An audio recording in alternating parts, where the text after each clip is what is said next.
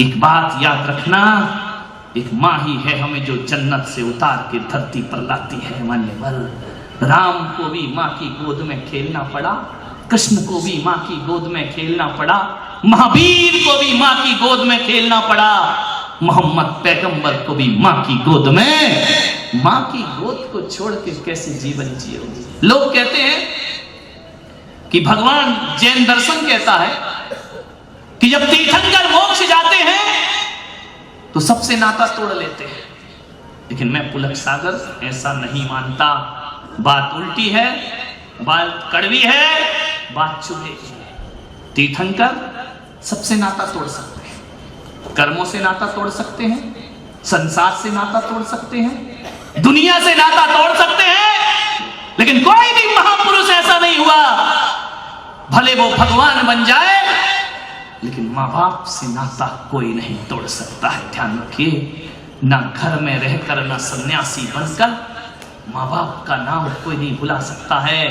आज भगवान महावीर, भगवान पारसनाथ, राम, कृष्ण ये दुनिया से नाता तोड़कर चले गए, लेकिन आज भी दुनिया जब इन्हें याद करती है, ये दुनिया के भगवान क्यों ना बन जाएं, लेकिन आज भी दुनिया याद करती है तो त्रिशला नंदन वीर की और जय बोलो महावीर की। ध्यान रखिए, आज भी त्रिशला नंदन है वो, आज भी कौशल्या नंदन है वो, आज भी वो अश्वसेन के राज दुलारे बामा माता की आंखों के माँ बाप हमारी पहचान है, हमारा इतिहास है। एक बात बताओ, जायज औलाद कौन है?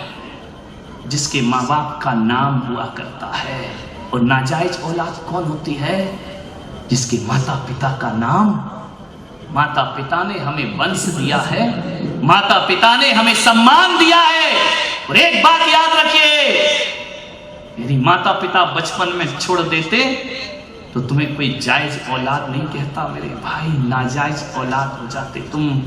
एक माँ बाप ने अपना चरित्र संभाला है जिंदगी भर, तब तुम आज इज्जत की जिंदगी जी पा रहे हो। ध्यान रखिए, माँ बाप ने अपने अरमानों का गला घोंटा है। ध्यान रखना, एक डॉक्टर बेटा, एक इंजीनियर बेटा, एक वकील, एक मजिस्ट्रेट, एक प्रधानमंत्री, एक संत, एक बात याद रखना, आज जो आदमी जहां भी है ना, ये मत सोचना कि अपनी मेहनत और पढ़ाई के दम पर हैं। अरे तुम डॉक्टर बाद में बने हो, तुम्हें डॉक्टर बनाने का सपना तुम्हारे माँ बाप ने पहले देखा था। ध्यान रखिए, वकील बनाने का सपना माँ बाप ने देखा था। एक नरोत्तम मिश्रा, एक मंत्री है मध्य प्रदेश में, डबरा में वो रहते हैं, मुझे ले गए कि मैंने एक महालक्ष्मी का मंदिर बनाया है, संत जी आप उस मंदिर में चलेंगे? मैंने कहा चलो, मुझे क्या है। गया, बहुत सुंदर लक्ष्मी नारायण का मंदिर बनाया है, लेकिन मंदिर के सामने उसने आदम कद की 2 मूर्तियां स्थापित की है। मंदिर के सामने उसके माता पिता की मूर्ति। मैंने नरोत्तम मिश्रा से कहा कि क्या है, तो उन्होंने कहा ये माई माता पिता है। मैंने कहा इनकी मूर्ति क्यों बनाई है? बोले आज मैं जो कुछ भी हूं अपने माँ बाप की बदौलत हो गया।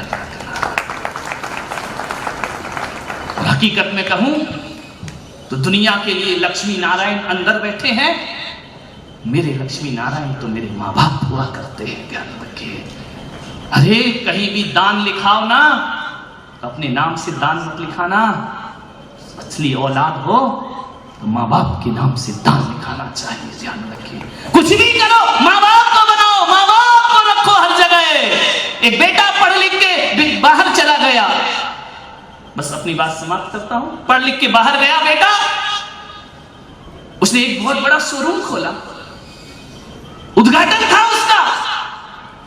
उस बेटे ने अपने पिता को बुलाया कि पिताजी आओ, मेरे शोरूम का उद्घाटन होना है, आप आओ। पिता गया, शहर की बड़ी बड़ी हस्तियां उसके उद्घाटन में पहुंची, नामी ग्रामी लोग उद्घाटन में पहुंचे। बेटा, बाप भी वहीं खड़ा, उस बाप का सीना गर्व से फूल गया। उसने कहा मेरे बेटे ने मेरी मेहनत सार्थक कर दी। उसने बेटे से पूछा कार्यक्रम के बाद कि बच्चे ये तो बता, दुनिया में सबसे ज्यादा ताकतवर कौन है? उस बच्चे ने कहा, पिताजी सबसे ज्यादा ताकतवर मैं हूं। मैंने देखो कितना बड़ा शोरूम बनाया है। पिता की नजरें झुक गई। ये बेटा कह रहा है मैंने तो ऐसे संस्कार नहीं दिए, ये कह रहा कि सबसे ताकतवर मैं हूं। बेटे बाप ने कहा तो मैं चलूं? जाओ पिताजी। फिर लौट के आया बाप। उसका बेटा एक बात सच बता, दुनिया में सबसे ज्यादा ताकतवर कौन है? कुछ और उत्तर की अपेक्षा थी बाप को। उसने कहा पिताजी सबसे ज्यादा ताकतवर मैं हूं। तू है? तुझे अहंकार आ गया? नहीं पिताजी, मैं बहुत ताकतवर हूं। बोले क्यों? बोले इसलिए कि मेरे ऊपर तुम्हारा आशीर्वाद है, और जिसके ऊपर तुम्हारे जैसे पिता का आशीर्वाद होगा उससे बड़ा ताकतवर दुनिया में कोई और नहीं हुआ करता है। आप सबसे बड़े ताकतवर हैं। अरे पिता तो वो होता है, माता तो वो होती है कि घड़ा कितना भी बड़ा बन जाए, उसमें कितना भी गहरा पानी और शीतल पानी समा जाए, लेकिन ध्यान रखना उस घड़े के ऊपर एक ढक्कन रखा होता है। जानते हो वो ढक्कन क्यों रखा रहता है? कि उस घड़े के अंदर कोई गंदगी ना चली जाए, उस घड़े के अंदर कोई कचरा ना चला जाए, उस घड़े के अंदर कोई बुरी चीज ना चली जाए। तो बेटा कितना भी बड़ा हो जाए, माँ बाप तो घड़े के ऊपर रखे हुए ढक्कन के समान होते हैं, जो अपने बच्चे के अंदर बुराइयों का प्रवेश नहीं कराने दिया करते हैं। और एक बात याद रखना, पनिहार इन घड़े को अपने सिर पर रखती है, लेकिन घड़े का भी समर्पण होता है। वो एक छोटे से ढक्कन को अपने सिर पर रख करके घुमा करता है, ध्यान रखिए। और जब तक घड़े के सिर पर ढक्कन है तब तक पानी गंदा नहीं हो सकता, और जब तक माँ बाप हमारे पास हैं हमारा जीवन गंदा नहीं हो सकता। मेरे भाई, उसने कहा मैं अभागा हूं, तुझसे पैदा हुआ, मुझ में क्या कमी है बेटा? तू सुंदर नहीं है, तू खूबसूरत नहीं है, तू देखने में अच्छी नहीं लगती है, और इतनी बदसूरत है तू। एक तो तेरा रंग काला है, तू असभ्य है, तू गांव की रहने वाली है, तुझे बोलना भी नहीं आता है, कैसे बात करते हैं। और एक सबसे जो कमी रही तेरे जीवन की वो मुझे खटकती रही कि तू एक आंख से कानी है, तेरी आंख नहीं है। नादान औलाद, हमारा देश तो वो देश है जिस देश में हम लोग रहते हैं। यहाँ माँ की सुंदरता नहीं, माँ की ममता देखी जाती है, माँ का प्यार देखा जाता है। और मैं तो कहता हूँ माँ के प्यार से बड़ी सुंदरता दुनिया में कोई दूसरी। कैसा कहता है एक बेटा की मुझे शर्म आती है तुम्हारी शक्ल सूरत देखने में। मेरे भाई, हम तो उस देश के लोग जहां पर नदियों को माँ कह के बुलाते हैं, हम तो उस देश के लोग जहां गाय को माँ कह करके बुलाया जाता है, हम उस देश के लोग हैं जो हमें अनाज देती है उस धरती को धरती माता कह करके बुलाया करते हैं, और जो हमें पानी पिलाती है उस नदी को गंगा मैया कह करके हम बुला लिया करते हैं। मान्यवर ध्यान रखिए, और जो हमारे कल्याण में कारण बनती है, अरे कागज पर लिखी इबारत को हम लोग जिनवाणी माता कह करके बुलाया करते हैं। क्या सुंदरता देखना माँ की। माँ सुंदर नहीं है, माँ को बोलना नहीं आता। अरे नादान, तुझे बोलना इस माँ ने सिखाया था।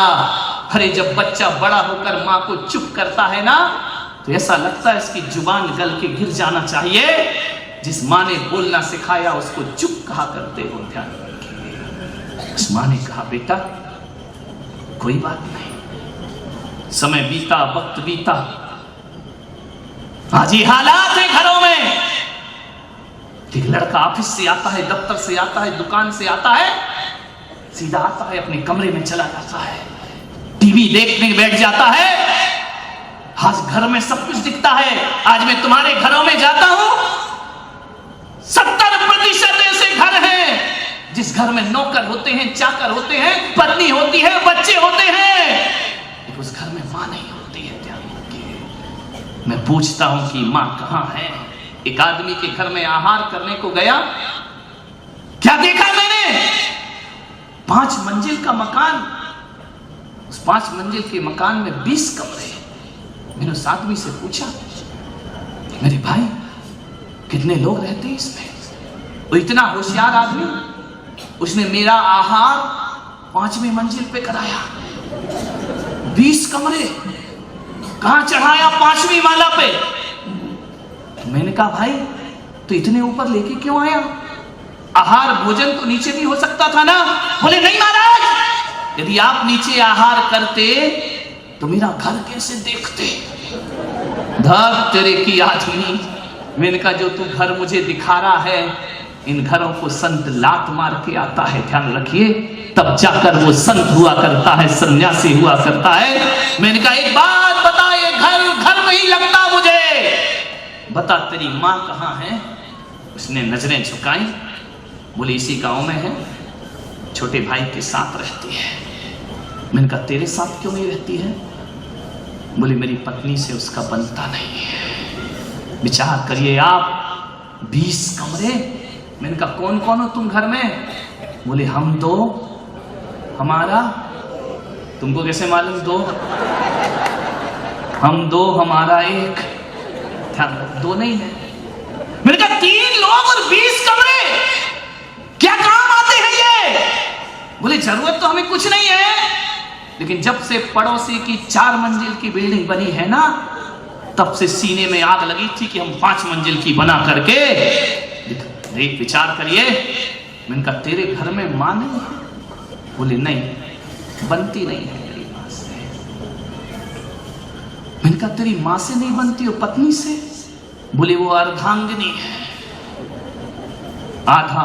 मैंने कहा एक काम कर, तू ड्रेसिंग टेबल के सामने जा और वहां देख पत्नी अर्धांगिनी कैसे है। पैर के नाखून से लेकर सिर तक देखना, इस शरीर के निर्माण में पत्नी का क्या सहयोग है। जाके देखना आज घरों में जिनकी शादी हो गई है, जाके देखना इस शरीर के निर्माण में पत्नी का क्या योगदान है। एक बात याद रखना, दर्पण कहेगा पागल, तेरे शरीर को बनाने में दुनिया में किसी का योगदान नहीं। पैर के नाखून से सिर तक तेरा निर्माण हुआ है, कि सारा अंग तेरी मां का दिया हुआ है। ध्यान रखना, ये अंग किसी ने नहीं दिया। एक बात याद रखना, आज मैं पूना में कहता हूं, पत्नी यदि अर्धांगिनी है तो मां सर्वांगिनी हुआ करती है, वह सारे अंग की निर्माता हुआ करती है। मां से बड़ा मां ने पूरा शरीर बनाया।